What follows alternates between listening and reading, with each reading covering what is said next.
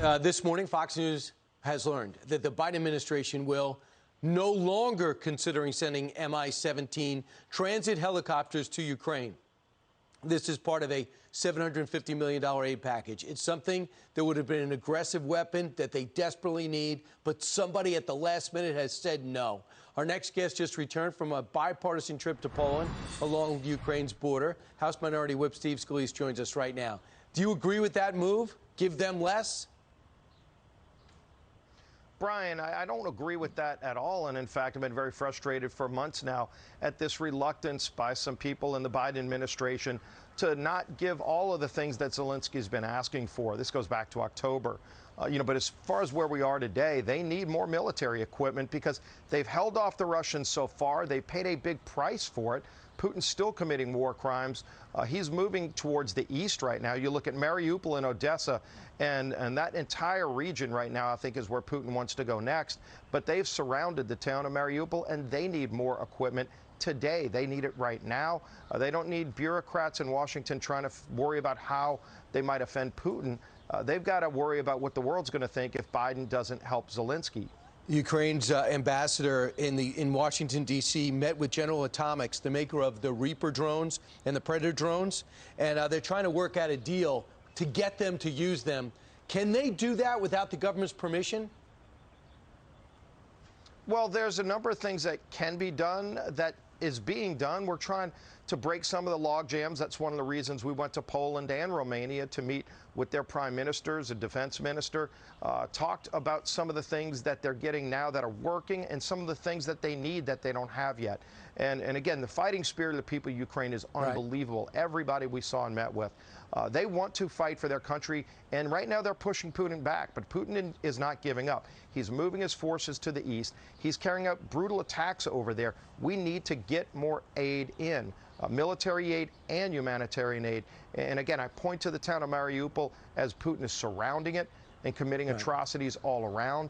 We need to help them right now.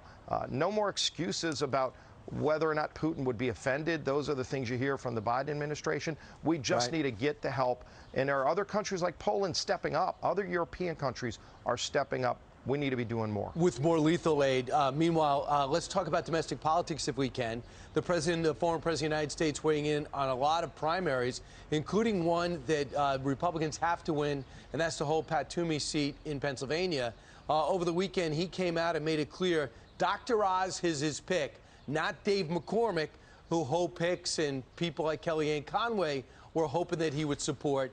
Here's Kellyanne Conway's assessment of what she thinks the president did wrong in going with Dr. Oz. Listen. I think that it confused many Republicans and conservatives in Pennsylvania because they've seen Oz in his own words on video about against guns, for abortion, praising Hillary Clinton as one of the most brilliant women, smartest women he's ever met, being for Obamacare, and so on and so forth.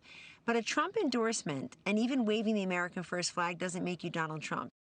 So do you think the president made a mistake and not going with Dave McCormick, or do you think he made the right move in endorsing Dr. Oz? Well, clearly, when you look at a lot of these primaries right now that we have, they get very intense internally. I talked to my colleagues in the Pennsylvania delegation, and the members of Congress from Pennsylvania have been split. Half of them have been with Oz, half with McCormick, and they get passionate against each other on that. That's how primaries are. I think you see Trump weighing in for Oz. He's not the only one. Look, Sean Hannity had endorsed Oz as well as other conservatives. You've got conservatives that were with McCormick. I think this makes everybody look at the race differently now that Trump's involved with Oz. The big important thing is winning and holding Pennsylvania, because we need to flip the Senate. And I'm confident we're going to flip the House. But to get the Senate, Pennsylvania is going to be a key state. Oz has shown himself to be a strong candidate. Is he your pick? I'm not involved in that one, but like I said, our delegation in Pennsylvania is split in the House.